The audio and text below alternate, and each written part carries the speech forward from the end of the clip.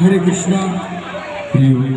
আমাদের দেরাদুনে শ্রী চৈতন্য গৌরী মঠ আছে।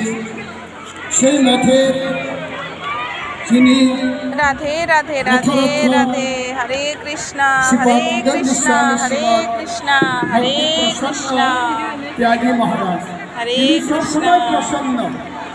আপনি যেখানে এসে কথা বলবেন উনি হাসি মুখেই কথা বলবেন, প্রসন্ন মুখে। আর উনি খুব সুন্দর কীর্তন করেন।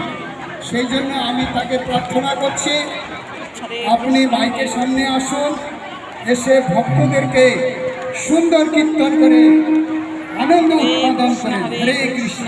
জয় জগন্নাথ।